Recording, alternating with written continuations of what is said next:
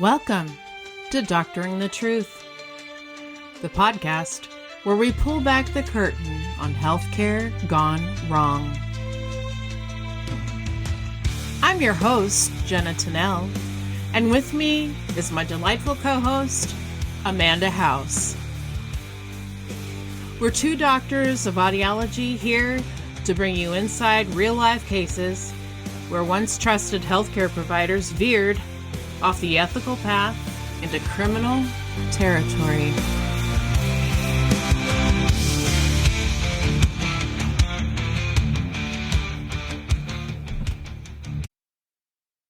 Amanda! Jenna!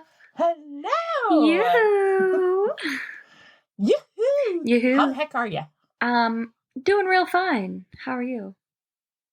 Good, but we're in Minnesota, so we have the obligatory weather comments. We made it one episode without talking about the weather. What are you talking about? We did, but then we talked about it at the end. Barely. We're like, oh, we didn't talk about the weather. Guess what? Guess what it's doing? Yeah. Oh my gosh, is it hot? It feels like Singapore out there. It's like 102, muggy as heck, but without the mosquitoes, and I am loving every minute of it. Mm-hmm. You not so much, maybe? It's a little warm, but the AC feels nice. We went to the pool this last weekend, so that was a good way to spend the hot weather. This is the first year that I've been without a pool. Oh. We usually have those above ground, 15 footers in the backyard, so you can at least do a little dive without getting a concussion and float around. Which is nice. But then, yeah, it is. And they're hellishly expensive to replace every year. But I figured it was worth it. But then I figured out the last couple of years, I'm the only one that actually uses it. Oh. So I decided not to get one this year. And I really regret it because you know what? I don't care if I'm the only one that uses it. I need me some water. I didn't know that those get replaced every year. I thought if you bought it, you have it. I mean, it's such a pain in the butt to take it down and, because there's like these plastic bits that hold the poles together and stuff that break down. And I don't know.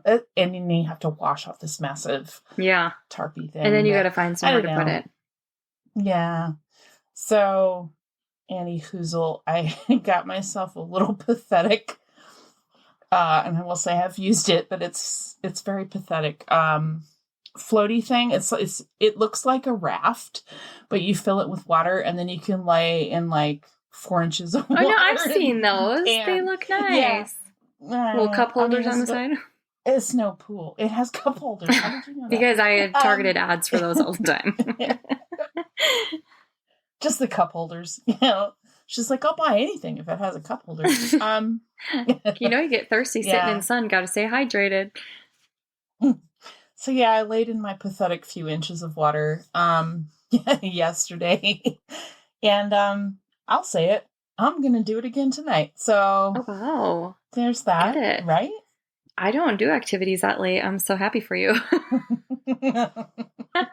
Usually after we are done recording, I go to bed. You're an old soul. I know. She's like, it's my bedtime. Are we doing this or what? My niece came over for a sleepover and she was like, Auntie, how are we supposed to go to bed? It's still light out. And I was like, no, sis, we're going to bed. Thank goodness she doesn't live in Alaska. Yeah. Well, I guess then, since it's close to your bedtime, we should probably get into correction section. Oh, this is not really a correction per se, but I wanted to mention this. When I re-listened to that episode, I remembered that you had shared some of your own personal, like, this has happened to you before and everything. And I was going to comment on that, and then I didn't. And so then I kind of felt like an asshole after listening to it back because I did not acknowledge that you were, like, vulnerable and shared that. And so... Yeah, I mean, we all thought it. I just wanted to say I'm so sorry that... I have no idea what you're talking about. You're talking about, like, the divorce thing or the dangers of like, living with... Yeah. Yeah. I mean, it is. Yeah. So anyway... You guys, when you try to do something nice, then you just feel worse. No good deed, they say. No, I didn't take it that way. I don't think anybody else would either. Well, that's the kind of person I am, Yeah. Well, thank you for bringing that up. So another thing you brought up was that I said the promo code for Cozy Earth was suspicious, and you said, that's suspicious, that it's just suspicious? It should be stay suspicious. And I said, no, it's for sure suspicious. And you said, are you sure? And I said, no. And thank God I at least said that, because it's stay suspicious. I knew it. Yeah, you were right. Also, my mother crapped on me about... Okay, so I don't know if you guys got the pun with the title for these episodes 21 and 22 about this bad dentist, fatal flaws. Get it? Floss. Fatal floss. Oh. And then my mother, who's British, said, well, that doesn't work for the Brits, because they'd say flules versus floss. So to our British friends, we apologize that you didn't get the pun, but it's supposed to be punny. I mean... You're welcome. I'm not British and I didn't get it either, so. Oh! Well, thanks. Okay. All right. Maybe I shouldn't try so hard. What was the Seinfeld? Oh, anti-dentite? Yeah. Anti-dentite. Oh, anti-dentite. I forgot I was going to try and see if I could find a clip of him saying that. You're anti-dentite. No, he was accused of being anti-dentite. And we're not. In fact, one of our student externs this year's dad is a dentist, and she's probably appalled that I keep covering all these bad dentists. So, I promise we'll move on. Amanda promised next week is not going to be about a dentist. Nothing dental. But meanwhile, speaking of Amanda's imminent bedtime. Oh, boy. I can't let it pass up without talking about Cozy Earth. Because Cozy Earth redefines luxury sleep with its best-selling bamboo sheet set made from 100% premium viscose from bamboo and its ultra-comfortable PJs. By the way, I also got a pair of joggers, and I feel like, I love a pair of joggers. They are so comfortable that I'm almost embarrassed to go out in public, because I feel like I must be wearing pajamas or something, like, not acceptable for polite society, but they're beautiful, and they're so anyway. Have you been outside? That's like all anyone wears now is athleisure. No, I know, but they feel so like silky and like pajama pants. Like, yeah, nice. Alley Cats, get yourself some. It's luxury and comfort. And you can use our limited time promo code for a whopping 41% off at cozyearth.com. Promo code, stay tuned. No, not promo code, stay tuned. Promo code stay suspicious. That's STAYSUSPICIOUS. Thank you. You're welcome. Mm-hmm. So getting into this episode, the primary source is the book by Anne Rule entitled Too Late to Say Goodbye. And trigger warning, there's going to be mentions of domestic abuse. All right, Alley Cats, if you haven't listened to part 1, episode 21, please go back and listen to that first. But here's a brief recap. Bart Corbin seemed to have it all. A successful cosmetic dentist in Gwinnett County, Georgia. Tall, clean-cut, the kind of guy you'd trust with your smile. He was married to Jennifer Corbin, a preschool teacher and mother of their 2 young sons. They had a lovely house in the suburbs, a gated community no less, soccer games, church on Sundays. But beneath the perfectly polished surface, things were unraveling. Dun, dun, dun. Jennifer had grown distant. Friends said she seemed depressed. She'd confide in a few people that she suspected that Bart was having affairs and that he was hiding more than just mistresses. In the last year of her life, she began messaging with someone she met online. Maybe it was comfort. Perhaps it was her way of escaping. Whatever it was, it sealed her fate. On December 4th, 2004, Jennifer Corbin was found dead in the couple's home. Their 7-year-old son, Dalton, discovered her in the early hours of the morning, slumped over on the bed with a single gunshot wound to her head. A .38 revolver lay beside her. To the police, it looked like suicide at first, but then came the details that didn't add up. For one, the autopsy confirmed an entry wound in the back of the head with a trajectory inconsistent with suicide. A .38 caliber revolver was discovered tucked beneath the comforter, not positioned as one would expect in a self-inflicted wound, defying gravity, indicating that it was placed there intentionally. Not to mention that the shot had severed her brainstem, so she would have instantly been unable to move. No gunshot residue was detected on Jennifer's hands, which also rules out that the gunshot wound was self-inflicted. Investigators noted the lack of fingerprints on the weapon and the absence of any note or typical behavioral indicators used in suicide. Key items like divorce filings were found near the scene, indicating domestic tension and motive.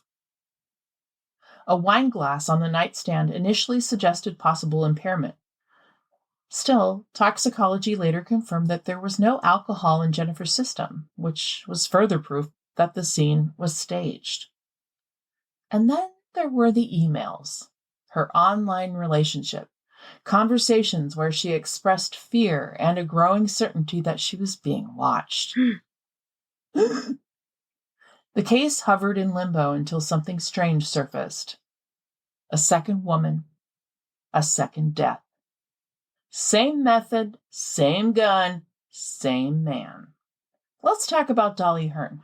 Dolly was born on July 6, 1962 in Atlanta, Georgia, and she was the oldest child of Dr. Carlton and Barbara Hearn's 3 children. She was a warm, loving, and nurturing person. Her brother, Carlton Jr., was born in 1965, and Gil was born in 1972 when Dolly was 10 years old. Gil looked up to her like a second mom. The Hearns lived in a large white colonial house in Washington, Georgia, which was built in 1854 and survived the Civil War. It sat on 20 acres, surrounded by massive oak and pecan. Do you say pecan or pecan? I say pecan. Pecan? I don't even know what I say. That time I said pecan, which is not, I feel like I don't normally say pecan. All right. Pecan trees. I don't know. When it's a tree, I think we need to say pecan. I don't know. Pecan trees that generations of children love to play under. Carlton Sr. had his own dental practice in town, and life seemed ideal. Dolly was the kind of person who excelled at everything. She was an exceptional swimmer, an excellent baton twirler. She won the Golden Eagle Award for school spirit in her high school years. She was even a high jumper and shot putter on her high school track team. Those metal balls are so heavy, and she was a delicate, slender girl, so I have no idea how she was able to put a shot anywhere. I can hardly pick one up, let alone launch it. Yeah, those things are heavy. Dolly was a tap dancer and appeared in local theater productions. She played the piano, she sang in choirs. I mean, is there anything she couldn't do? She sounds to me like the kind of girl that you'd love to hate, except she was so kind and down to earth that everyone loved her. Of course, she was also the captain of the cheerleading squad at her high school. Dolly was fun and cheeky. She loved to pull pranks on her friends. Even her pranks were adorable, like putting a flock of plastic pink flamingos on a friend's lawn or filling their car with balloons on their birthday. Aww. I mean, oh, it's so cute. That's adorable. I love that. I love that so much. I want to be pranked like that. Note to listeners. I'm like, check October balloons. Okay. October. Oh, my birthday month. I know your whole birthday. Come on. You do. Yes. You do. Dolly also loved cats. Same. All kinds of cats. She was one of those people that filled their living spaces with cat motifs, cat pictures, cat pillows, cat ceramics, and of course, real cats. Later, Dolly's friends would describe her as looking like Snow White because she had pale skin, big doe eyes, and thick black hair, and she was crazy about red roses. A lot of boys were interested in asking her out, but she wasn't anxious to fall in love. She wanted to take her time and have fun, and Really, she wanted to marry her soulmate, just like her parents had. Mm. Dolly's mother taught her to cross-stitch, and one Father's Day, she gave her dad a cross-stitch pillow that had taken her hours to make. He loved to fish, and so she embroidered this poem with the lines, I pray that I may live to fish until my dying day, and when it comes to my last cast, I then most humbly pray, when in the Lord's great hanging net and peacefully asleep, that in his mercy I be judged big enough to keep. Oh my gosh. Again, adorable. Aww. Dolly, I know, she was so close to her dad. So close that she decided to follow in his footsteps after high school, and she became a dental assistant. After earning her undergraduate degree at several universities, she entered dental school in 1991 in Augusta. She would be in the class a year behind Bart Corbin's. Given what we already talked about, it was no surprise that she was extremely popular with her classmates. She garnered a lot of attention, especially from the men in her program. Unfortunately, one of those men was Bart Corbin. Bart met her in her first year of school, which was his second year, and fell instantly and deeply in love. Dolly played it cool. She was attracted to him, and she noticed that he often acted as a class clown and a huge party animal. But some of her classmates got bad vibes from him and weren't so sure they would be a good match. Bart had a dark bad boy side, in stark contrast to Dolly's bubbly positivity. Bart had been known for his moods and a short fuse, even back then. Not to mention that he had a weird aversion to deodorant. Come on, dude, why are you walking around marinating in your own bad decisions? He was convinced that the aluminum would kill you and refused to wear any. I mean, they were in sweaty, humid Georgia. He must have smelled like regret and wet gym socks. Ew. Like he was the human embodiment of a damp sponge left in a gym bag. Gross. Gross. I mean, these poor students are out there trying to get their education, and he's out there trying to invent a new species of bacteria in his armpits. Okay, I'll stop. You get the point. A former classmate later told Anne Rule, the one thing I remember about Bart is that he considered himself superior to others. He seemed devoid of empathy or any capability of significant emotional attachment. Dolly found an apartment at 3077 Parish Road in Augusta. It was one of several townhouse rentals standard in the area. She moved in and advertised for a housemate, and a younger medical assistant student named Angela Garnto moved in. They quickly became fast friends.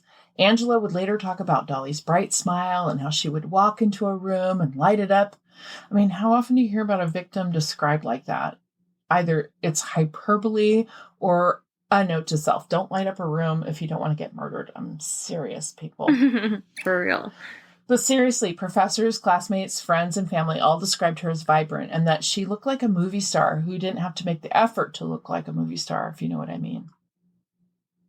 The dental academic program was rigorous. Dolly would unwind by watching daytime soap operas. She loved them. She told friends and family that she was addicted to them. And additionally, in her free time, she began dating Bart Corbin, unfortunately. He love-bombed the heck out of her, of course, but we all know that can't last. Sooner or later, the abuser's true self will out. It was almost a year into their relationship before Dolly took Bart home to meet her sibs and her parents. She was worried about how his acerbic wit and sarcasm would come across to her family, and he didn't let her down. After an awkward dinner, Dolly's father brought up dentistry. After all, he was a dentist and Bart was in dental school. They should have lots in common, right? Bart's reply, I can hardly wait to graduate, so I can stick it to the people. What? What does that even mean? He was clearly in it for money and prestige. And Dolly's dad, Dr. Hearn, found this nauseating. Both he and his wife, Barbara, doubted that Bart had what it took to pursue a career in a healing profession. They were smart enough, though, to keep their opinions to themselves. Nothing makes somebody look hotter than when your parents say you can't date them. Right? Sure.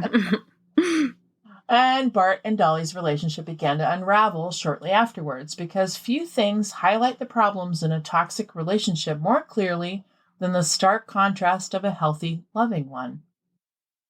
6 months later, Bart proposed to Dolly, and she declined. Yes. Get it, girl. She didn't see their relationship going anywhere, and she was super stressed at school. You see, somebody was sabotaging her. One morning, she went to her car and found that her tires were slashed. And another time, someone put hairspray in her contact solution. Oh my I God. know.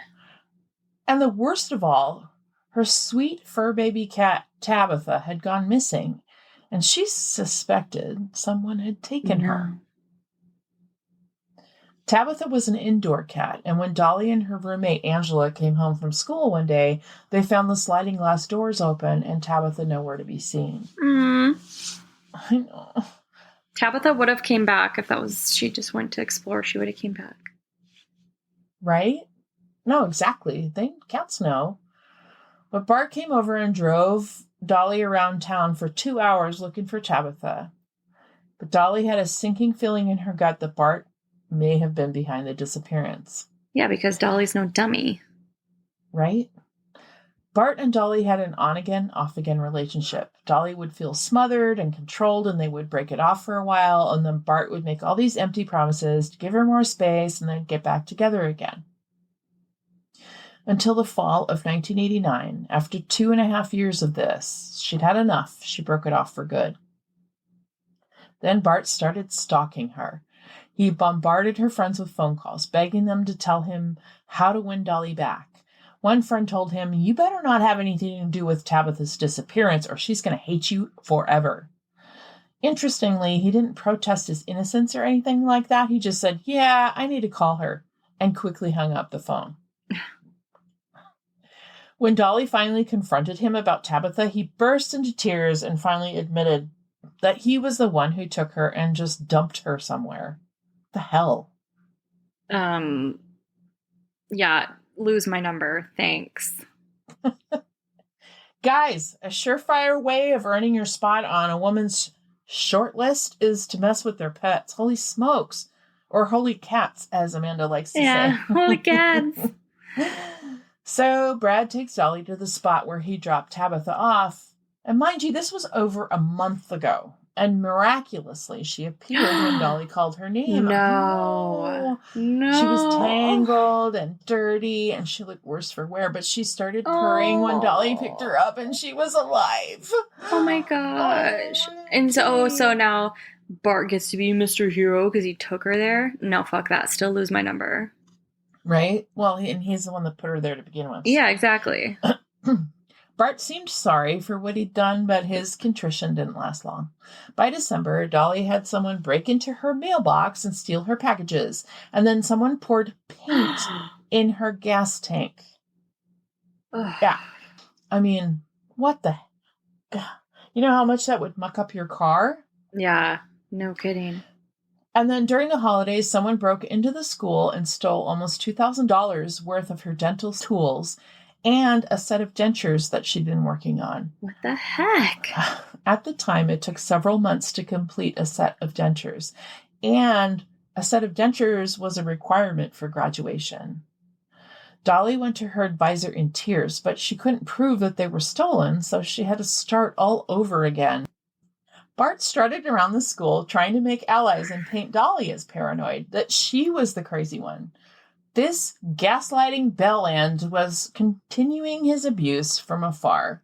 Dolly didn't care. She reported Bart to the school and brought him before the honor board. They launched an investigation into Dolly's allegations. Still, the only evidence that she had was circumstantial. Meanwhile, Bart the abuser turned up the charm meter and convinced everyone that he was not involved in any way. Of course, he was furious that Dolly dared accuse him and try to protect herself, and so this fed his inner ball of rage that was surely growing with every rejection, every accusation. Escalation was inevitable. Dolly felt his presence everywhere. She tried to change schools, but her grades weren't good enough for a transfer. She had trouble sleeping. She lost weight. She struggled to concentrate in class. And all of this because of this asshat's reign of terror. She did go on a few dates with other men, but Bart followed her on these dates and one night even banged on the door of the guy's apartment where Dolly and her date were watching television. They called 911 to report him, but he left before the police arrived.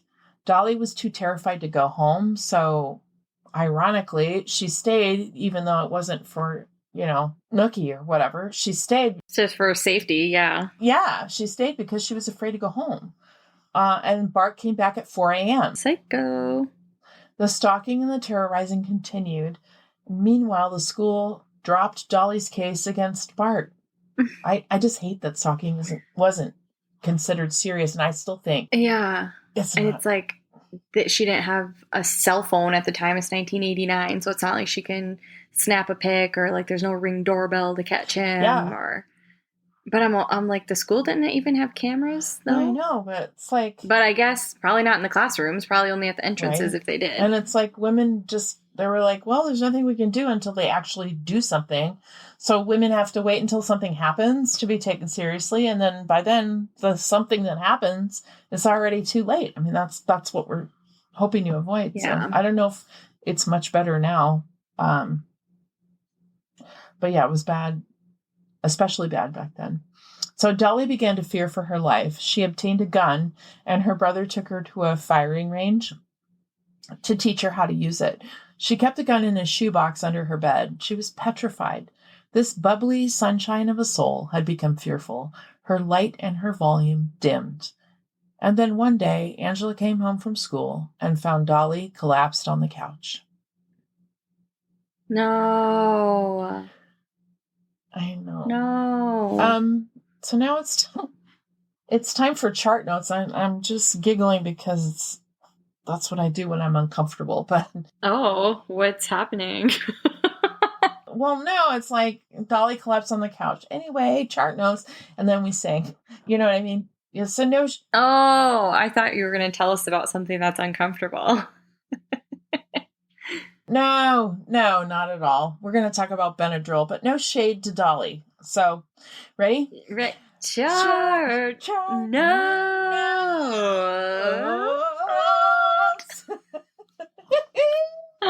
You went high there, girl. You went really high. I had to. I felt it. So, okay. So, for someone with a lifetime of allergies, with an allergic child as well, Benadryl's been a lifesaver, and it might be going away. And so I thought, oh really? Rather than panic, I should share the reasons why and help everyone feel better about all of this. Wait, what will people use then?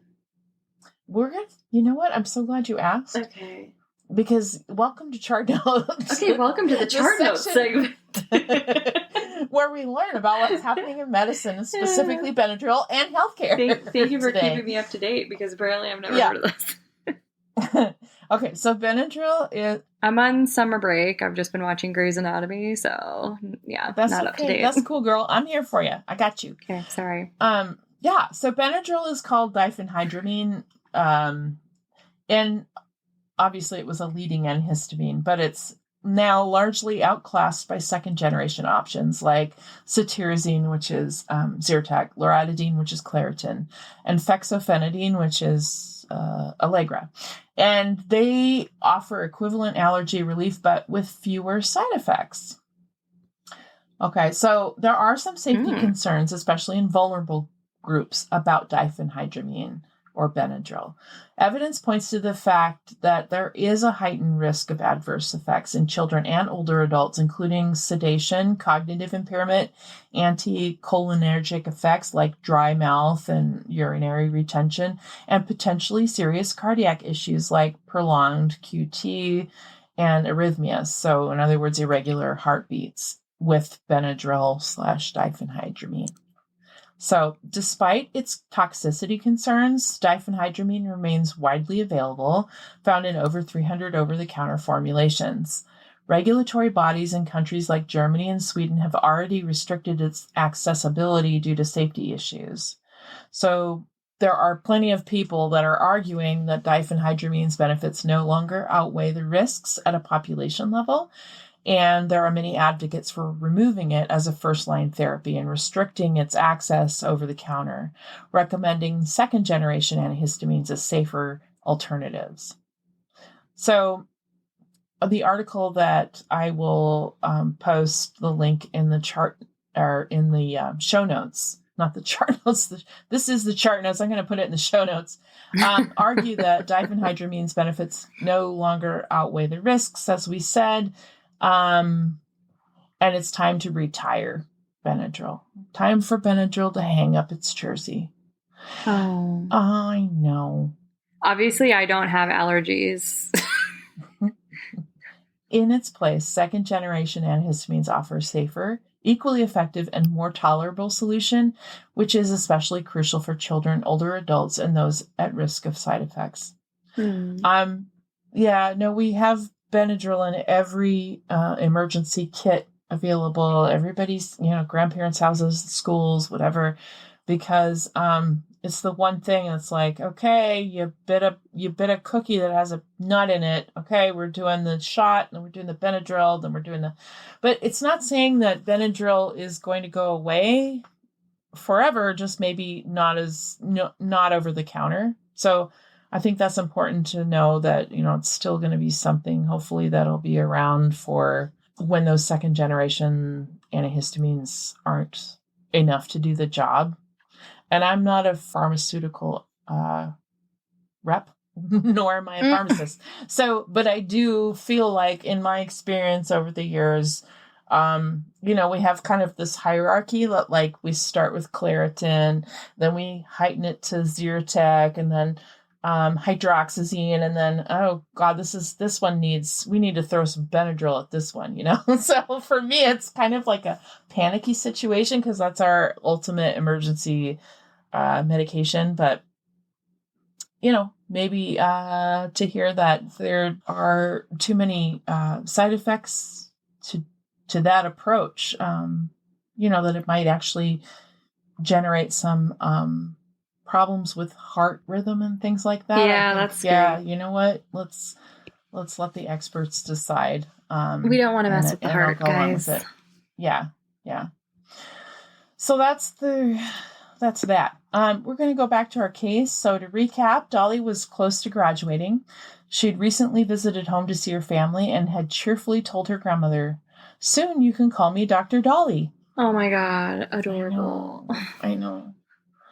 But life at dental school was full of frightening opportunities for attack, and Bart Corbin continued his harassment and creepy behavior. And then one night, Dolly's roommate Angela came home from school to find Dolly collapsed on the living room couch. It was clear there was an injury to her head and that she was deceased. Angela ran to a neighboring apartment and called the police. The police arrived on the scene to find Dolly sitting cross-legged on the couch with a gun in her lap. She had a single gunshot wound to her head, just above her right ear. And despite Angela's protests to the contrary, the police's initial reaction was that this was a suicide. The first thing they did was move the gun from Dolly's lap to a nearby stool. I mean, hello, this was 1990. We knew about disturbing a crime scene at that point, right? Right. Of course, the police pointed to the fact that the gun was registered to Dolly, so suicide, right? Done and dusted. Easy peasy. Time to go home for meatloaf. No. Nope. Just because it was her gun doesn't mean she took her own life. A search of the apartment revealed that Dolly had been packing for a trip. Turns out she was planning to go to the beach that weekend. And in the kitchen, they found ingredients set out for making her spaghetti sauce.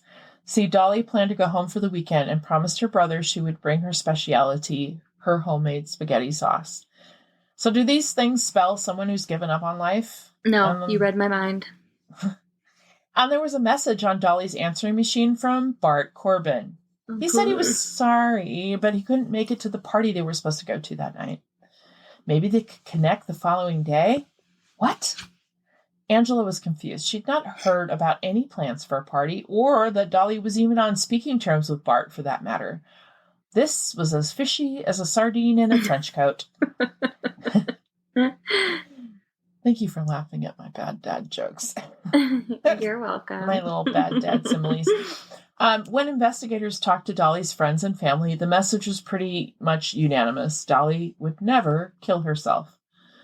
Bart was close to a couple of dentists named Tony and Vicky who had been concerned about Bart for a long while before Dolly's death. They knew he was distraught over their breakup. So, one Sunday... Don't be suspicious.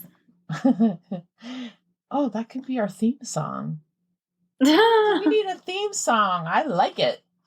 One Sunday, not long before Dolly died, he met them for brunch. He said he'd been to church suddenly and had the urge to go for some reason. And then, in an ominous voice, he told them, I have guns at home. Oh, okay, psycho. Tony and Vicky were terrified that Bart would hurt himself. They convinced him to give them his guns until Bart was in a better state of mental health. But then, right after Dolly died, later that same evening, he showed up at Tony and Vicky's place and asked for his guns back.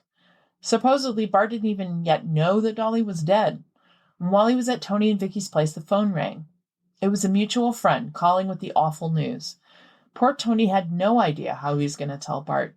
He made up some reason why they should all go over to their friend Eric's house. Tony felt like Eric was the best person to handle Bart if he went off the rails at the news of Dolly's death. They convinced Bart to leave the guns behind, and when they dropped the bombshell on him, he initially seemed to be stricken with grief. But after a few minutes, however, he was miraculously able to calm down. How about that, huh? Yeah, wow. Regardless of their belief that it was a suicide, police did question Bart. He seemed nervous at first, but quickly pulled himself together. The police thought this was weird, considering she was supposedly the love of his life and she was dead. Bart had a flat affect. He said he'd seen Dolly for the last time around 2 p.m, 2 days before her death. He told Detective John Gray that he'd stop by to check on her because she was sick. He said it was a pleasant visit, just a bit of chit-chat. Oh, sure. No arguments or anything like that, and he said they were planning to go to a party together the night of her death. Oddly, he couldn't quite remember the name of the person throwing the party, but he made sure to stress to the detective he'd left a voice message about it on Dolly's answering machine between 2 and 2:30 in the afternoon that day. Good. Way to cover your tracks, dude. No one will ever suspect. Yeah. Did you guys find my alibi? God. Then he provided an excruciatingly detailed micro account of everything he did that day. Suspicious as heck. Isn't that what they always do? Have a very detailed account of every single place they were that day. The detective noticed that some of his times overlapped and that there was a 45-minute stretch in the early afternoon where he doubted Bart could have done all the things that he said he did. And when Detective Gray asked him about his relationship with Dolly, he said it had been serious for a while. They talked about getting married, but Bart said he broke it off in the end. Of course, he broke it off. He couldn't possibly have a woman leave him. He said, I'm graduating. I can't stay around just for a girlfriend. And I told her that. And just as he had with their classmates at dental school, Bart described Dolly's reaction. It depended on the day. Sometimes it upset her, sometimes not. He painted her as unpredictable, volatile, and moody. Yeah, Bart. And your account of that will be the only one, I'm sure. When detectives asked him how Dolly's mood had been the previous couple of weeks, he virtually rubbed his hands together. He was enjoying himself so much. He said that Dolly was depressed about her grades and her future career prospects.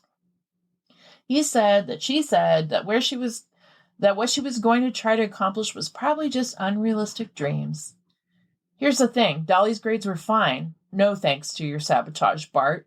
And during this whole first interview, Bart insisted he hadn't seen Dolly on the day she died, didn't go anywhere near her place, and hadn't seen her in 2 days. And after a few hours of conversation, they let Bart go. They called him back the next day, though, and lo and behold, his story had changed. Oh, shocking. Right? I'm sure that you can't believe your heroes. At this time, he said he'd gone to see Dolly at 1 p.m. on the day she died. They sat on the couch together and watched TV, according to him. He said that somebody dropped by Dolly's place while he was there, but he was in the bathroom when the woman showed up and she was already leaving by the time he came out. And he said, I talked to one of her neighbors that day, too. I knocked on his door to ask him if he'd be willing to volunteer to let me take some x-rays of him for class. He must have figured out that 2 witnesses were placing him at the scene of the crime and backpedaled. Not a great technique if you're trying to get away with murder. When he was challenged by investigators as to why his story changed, he said he lied because Dolly's father had, quote, thought that Bart had done certain things to Dolly earlier that year and threatened to kill him. Without any direct evidence to hold on to, investigators had to let Bart go. And the next day, instead of a perp walk, a grinning Bart Corbin walked through his graduation from dental school. Douche. Shocking. I just want to punch him in the throat. So, Dolly's autopsy revealed that Dolly had died from a gunshot wound to the head. There was blackened skin at the entry point, meaning it was a contact wound. The gun was held right up against the skin. This is pretty common in suicides, but the medical examiner felt a little uneasy about making that call. There was something about the case that bothered her. She called the manner of death undetermined. Unfortunately, you can't take someone to trial on suspicion alone. The police determined that she most likely had taken her own life, and they moved on. After Dolly's death, now I'm going to call him Mark. Bart moved 150 miles away from Augusta to Gwinnett County and got to go on with his life. He started his dental career, had relationships with women, including the ones that he ultimately would cheat on Jen with. We discussed those women in part 1, Alley Cats. Remember the married one who ended up coming to Bart and Jen's wedding? Remember she was old enough to be his mom? Yeah, douchebag. Her name was Harriet Gray. Aww. In September of 1996, the weekend after Bart and Jen got married, 56-year-old Harriet Gray went missing. No. Yeah. Police later said the disappearance had the look of an abduction. She was missing for a year. And then, in December of 1997, her car was found at the bottom of Lake Tuscaloosa in Alabama. What? Her hands had been duct taped to the steering wheel, and her murder is unsolved to this day. Okay, guys, I can solve it. It was Bart. I mean, honestly, yeah. Tell me it's not him, because holy cats. It was either Bart or her husband, because he was like, F you, cheating woman. Oh, that's true. Yeah, it could have been her husband. But Bart was in Alabama for various reasons. Okay, we're going to hear about. So when Dolly Hearn's parents reached out to Detective Marcus Head, who was in the early days of investigating Jen Corbin's murder, he felt like he'd stepped into a movie plot. Now he had 2 women connected with Bart, both dead from a gunshot wound to the head, and both deaths had happened right as the women were poised to end their relationships with Bart. So Detective Head reached out to the Richmond County Sheriff's Department for info on Dolly's death, and on the other end of the line was a Sergeant Scott Peebles. Cute name. Interestingly, Scott was the son of Ron Peebles, one of the original investigators on Dolly's case. Ron was retired, but as soon as he heard from Detective Head, Scott called him asking what he remembered from the Dolly Hearn case. And without hesitation, Ron said, I always thought Bart Corbin killed her. Mm-hmm. Crime scene processing was significantly less advanced in the 90s than it was in 2004. The original detectives hadn't had much to work with. I mean, they had a total of 20 crime scene photos, whereas these days you get hundreds of photos. Additionally, by 2004, blood spatter analysis had become second nature to many crime scene technicians. The first thing Scott Peebles did was send photos of the bloodstains to an expert for review. And in the meantime, he set about interviewing Dolly's family and friends, all of whom were over the moon about the fact that the case was getting new attention. Bart was a jealous asshole, they told Detective Peebles. Dolly had been afraid of Bart. While the harassment was going on, she was desperately trying to get someone in authority to believe her. She went to the police, but stalking laws were non-existent in the 90s. Back then, unless you had direct video evidence of someone committing the crime, you were out of luck. I'm not sure it's much better nowadays, and as we discussed, the dental school was no help. It's so infuriating. The only people who took her seriously and saw the danger she was in were the people that loved her, and they were the ones that were powerless to protect her. Can you imagine how they must have felt? No, horrible. Yeah. As Peebles and his team reviewed the old case files, they came across a witness report that encouraged them. The neighbor who'd knocked on the door and found a shirtless man glaring at her from Dolly's bathroom on the day of her murder. What? I'm not laughing about the murder. I'm just laughing about the man in the bathroom. I know, it reminded me of my trailer park guy. Yeah. Not trailer park, right? But yeah. Yeah, no. Woohoo, take it off. By the way, I just saw your photo on social media about of the inside of that trailer. Yeah. Oh my God. From the YouTube Doctor episode, listeners, go have a look on. I thought you were gonna say, wow, not Patrick Dempsey. Yeah, definitely not Patrick Dempsey. Yikes. Anything further from that? Yeah. Anyway, so this witness that saw the man in the bathroom described Bart Corbin to a T and picked his photo out of a lineup. The expert crime scene analyst also provided promising findings. He said Dolly hadn't been shot in the same position they found her in. The blood stains and the spatter didn't fit. Somebody had to have moved her. She couldn't have moved herself at that point. Not only that, but the gun seemed to have been wiped clean, and there was no blood spatter on it or on Dolly's hands. Okay. Yeah. The gun was laid neatly in her lap as though it was placed by someone else. The scene was glaringly staged. It was enough to get the manner of death changed from undetermined to homicide, and a warrant was issued for Bart Corbin's arrest. Meanwhile, the Gwinnett County investigators were digging into Jen's case. They knew by now that Bart had the motives and the means to kill Jen, but they needed to figure out if he had the opportunity. One of Bart and Jen's neighbors had said that on the night that Jen died, he heard a distinctive rumble of Bart's truck in the Corbins' driveway. The court subpoenaed his friends to testify and began to piece together the events. So Bart and some friends got together for dinner and drinks at a wings place. Bart had too many drinks and went over to one of his friends' house to hang out some more. And Bart's friend begged him to stay over rather than drive home, but Bart said no, he's going to go to his brother Bobby's house. At 1 a.m., the friend said Bart left to drive over to Bobby's. Bobby told the police that Bart arrived at 3:30 a.m. So that would have been 2.5 hours later. Of course, Bart made a stop on the way to Bobby's. That would fit with the time that the neighbors said he heard Bart's truck. And then investigators pulled Bart's cell phone records and found that his phone had pinged off a tower near the Corbin house at the time that Jen was murdered. This was enough to issue a warrant for his arrest for Jen's murder as well. But prosecutors truly wanted to make sure that he was nailed to the wall without a doubt. They needed the murder weapon. Investigators knew from cell phone records that Bart had made a trip to Alabama in the weeks preceding the murder. Further investigation revealed that a family friend of the Corbins, a man named Richard Wilson, lived there. A check of the serial number of the gun that had killed Jen revealed that years before the murder, Richard Wilson had contacted a sheriff's deputy to find out if the gun he wanted to purchase was legitimate. He wanted to make sure it hadn't been stolen. And once he got the all clear, he bought the gun, the same serial number as the gun that killed Jen. So the murder weapon belonged to Bart's buddy, Richard. Richard did not want to cooperate with the investigators. They had to reach out time and time again. Once they figured out that his gun was the murder weapon, he finally agreed to cooperate.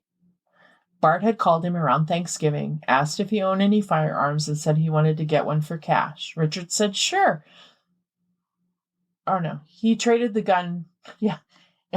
I don't know why I said this. He said he wanted to get one for cash. Richard said, sure, but then he ended up trading the gun for a lawnmower.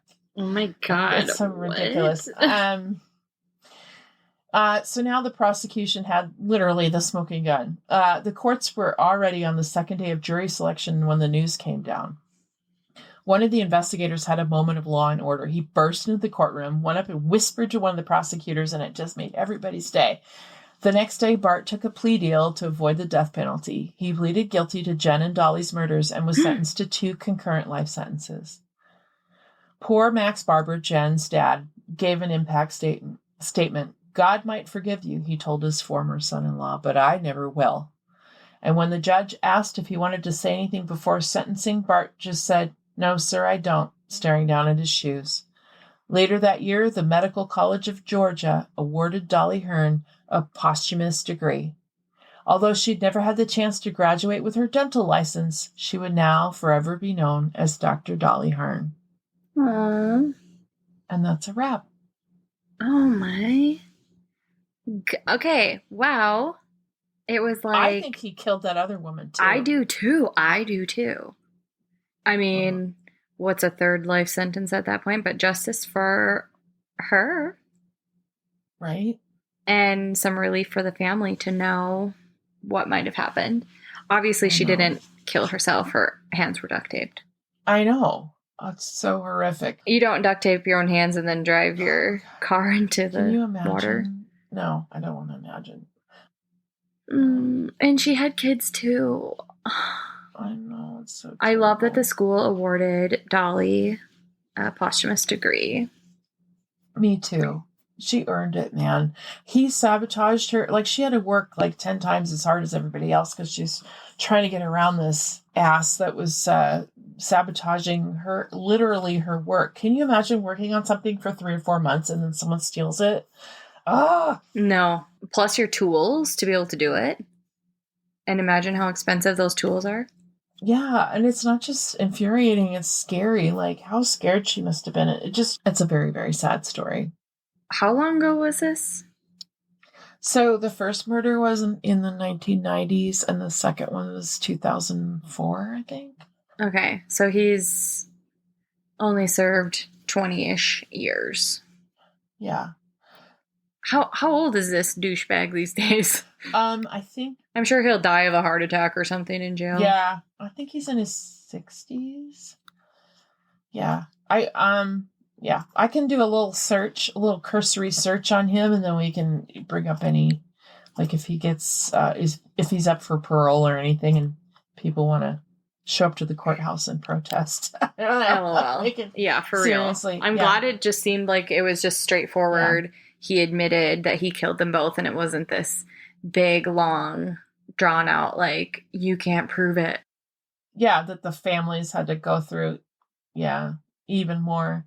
I mean, he had to wait until they found the murder weapon, but yeah, he saw the writing on the wall eventually. Yeah. Yeah, exactly. Frickin' Richard making things difficult. But dang, Richard really needed that lawnmower more. That's so funny. What a weirdo. Yeah, I'll take cash, and then he brings a lawnmower. I don't know. That was just how the book talked about it, so I don't know. Interesting. Yeah. So, shall we cheer everyone up with a medical mishap? We shall. It looks like we have an email titled "Sock for my doc." Oh, excuse me. Tell. It says, "Hey, Alley Cats. A friend of mine turned me onto your pod a few months ago, and I've been listening every Wednesday ever since. I love you guys." Oh, thank you. We love you too. We love you too. Okay, so I'm not what you would call brave when it comes to medical stuff. I'm more of a go limp and let the professionals wheel me around kind of person. Anyway, I had to get a colonoscopy. My doctor told me, routine, quick, you'll barely know what happened. Lies. Not about the procedure itself. That part was really a blur. But about me barely knowing. Oh no. Oh, I knew. I knew things had gone off the rails when I woke up in recovery and my nurse was laughing so hard she had tears running down her face. Apparently, while still under the influence of anesthesia, I had come to, looked my very professional, very stoic gastroenterologist in the eye and said, "Hey, we should open a taco truck together." As you do, folks. I love this. Not how'd it go, doc? Not where am I? Nope. Straight to the food truck entrepreneurship. And then, according to the staff, who all came by later to confirm, I followed it up with, "You'll handle the tacos, I'll do the marketing, and we'll raise 3 golden retrievers together in a van with fairy lights." I mean, it sounds like a place I want to be. Tacos and retrievers. Specific. Right? How could he say no? It's irresistible. Then, to seal the deal, I attempted to give him my hospital-issued non-slip sock as a business down payment. Oh my God. At least it was her sock and not her something else. Yeah, true. I don't remember any of this, obviously, but what I do remember is waking up to my husband saying, "Did you propose to your doctor?" And then the GI doc, bless his patient soul, walked in and said, totally deadpan, "We're naming the dogs Bean, Salsa, and Larry." And to this day, every time I come in for a follow-up, he winks and says, "Still saving up for the truck?" For real, anesthesia and wow, I said that so fancy. Anesthesia and I are no longer on speaking terms. Thanks for reading this. If you do, stay safe and stay suspicious of yourself hopped up on anesthesia. Love, Courtney. Oh my God, that's so funny. Bean, Salsa, and Larry. I love that. Come on, Courtney. You've got to get those dogs. You've got to ditch your husband and marry the GI doc. What? It was meant to be. I'm just kidding. Oh, that reminds me. So my daughter had a date to meet somebody at a swimming pool in a small town. It was like out in the middle of nowhere. You know where Gaylord is? Anyway, yeah, I do. Yeah. Okay. Well, that's sad. Oh, that's because you have to go there probably. Did you know that we cover schools there? Yeah. Oh my God. So we're so Gaylord, I was picturing a little differently, like, like maybe a little bit whimsical of a town. No. It's just, you go in and there are these major like silos and big like semi truck weighing stations. It's definitely a farming community. And we get close to the pool, which I know because it's like the water tower, which is like the main attraction in the town. And she's meeting her friends at the water park at this, they call it water park. There's one water slide. Anyway, so I'm dropping her off and I look across the road and there's a little food truck and I'm like, oh, cute. What's in this food truck? Maybe I might partake. And the name of the food truck, like the restaurant running the food truck, was called Mexican Food. Oh, real original. And then I look across the street and there's a Blimpies, which apparently is a sub shop. And I just thought that was such a cute name. I know it's a chain. Anyway, so later on, my daughter was taking her sweet time getting home. And I said, "Have you had anything to eat?" She goes, "Yeah, we ate." I said, "Ooh," because I knew there were two choices in town. There was Mexican food or Blimpies. I said, "Did you eat at Blimpies?" She said, "No, the food truck." And I said, what did you have?" She goes, "Mexican food." Duh. I was like, that's all I need to know. All right. Got it. Oh, that's so cute, did you know my husband's from that town? No. Is he? Oh, man. You can tell me all about Blimpie. I did not know. Yeah. None of them are there anymore. But anyway, yeah, that's where he got. That's why I was like, oh, yeah, I've heard of it. I wanted to see what you said. Well, okay. That's all I know is my, 10-minute experience because I was in a bad mood having to drive my daughter an hour to a pool when we have one in our own town. Oh, there is a pool there in your town? In I didn't know Beltane? that. Yeah, there's a little water park and a pool. Yeah. Yeah. It doesn't have the one slide, apparently. Well, we have a slide. Did you know there's a water park in my town? No. Really? Yes, but ours has actually more slides and things. Okay, well, maybe we need to take a little trek out to your town. Maybe so. Right? Okay. Maybe all right, so. I'll put it on the list. Well, sure. Anyway, as you're yawning and stretching. Starting to stretch it out. Well, you're in a more comfortable position than me. I'm sitting Indian style, and my hips are like, bitch, can you not? So, okay, does that mean I'm doing the promo? I was trying to segue. I can. I was trying to segue. Oh, okay. Well, listen, when you're too tired to recognize a segue, you may need Strong Coffee Company. Oh, that is so good. I'm so proud of you. The Strong Coffee Company delivers premium instant blends for individuals who want convenience without compromising their health. Their signature black instant coffee packs 15 grams of protein, 5 grams of MCTs, and 250 milligrams of adaptogens, including ashwagandha for sustained energy, focus, and calm without the jitters. Prefer creamy? Ha! Their lattes contain collagen, hyaluronic acid, and healthy fats blended with organic Arabica coffee. With eco-friendly practices and fast delivery, Strong Coffee fuels your day deliciously and powerfully. Elevate your coffee routine with Strong Coffee Company.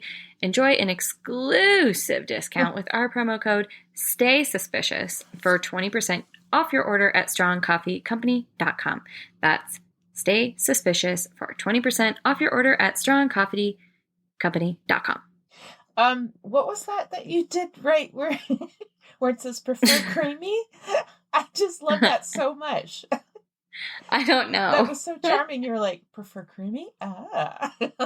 Nice. Okay. All right. Yeah. Go, Alley Cats. Get your coffee on. I gotta love coffee so much. Oh, wait. And like right now, my husband goes to work in the morning and I don't. But like he makes coffee and I just lay in bed and I just smell it. Oh and you go, haha, so I don't have to have it, but I will. And then I go, okay, yeah. Second sleep. Goodbye. Oh, man. I love that feeling when you roll over and your eyes pop open and you go, oh, I need to be somewhere. And then you go, no, I don't. And then you can close your eyes again. Oh, man, that's one of the best feelings in the world. It's making me so tired thinking about it. Well, before you crash, girl, what are we going to hear about next week?